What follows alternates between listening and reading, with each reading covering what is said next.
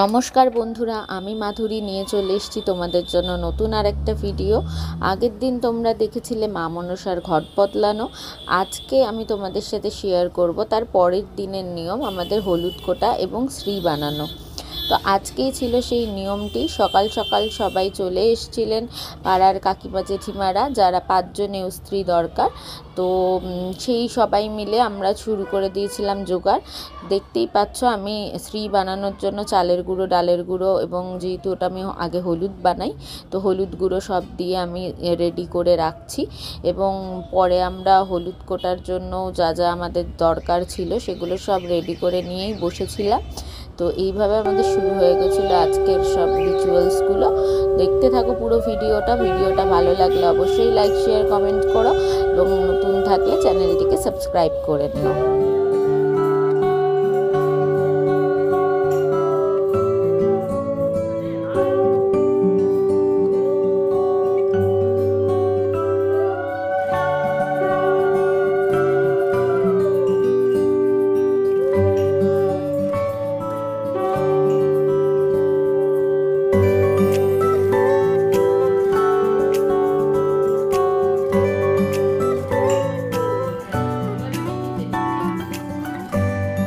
তো হলুদ কোটার পর আমাদের যেটা ছিল শ্রী বানানোর নিয়ম, তার জন্য আমরা সব আগে থেকে রেডি করেই রেখেছিলাম। তো এবারে চলছে দেখো শ্রী বানানোর নিয়ম। 5 জনে মিলে আমাকে ধরে রেখেছে হাত দিয়ে এবং আমি ওটাকে ভালো করে মেখে নিচ্ছি। যেহেতু আমাদেরকে এখানে অনেকেই তোমরা বলতে পারো যে আমি কলা বা আরও জল, যেগুলো যারা অনেকে ইউজ করে গঙ্গা জল, সেগুলো কেন ইউজ করছি না, শুধু তেল দিয়ে কেন মাখছি? কারণ আমাদের অলরেডি পুজোর 2 দিন আগে এই শ্রীটা বানানো হয় এবং পুজোরও 2 দিন পর পর্যন্ত এই শ্রীটা থাকে।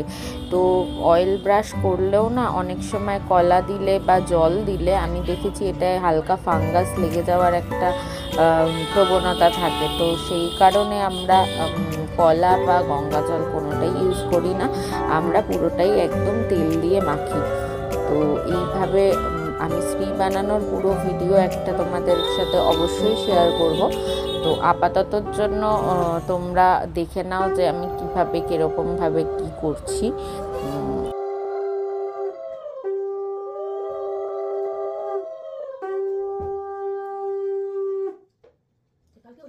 তো তোমরা দেখতে পেলে কিভাবে আমরা প্রথমেই একটা যে শ্রী স্থাপন করতে হয় সেটা আমরা বসিয়ে নিয়েছি।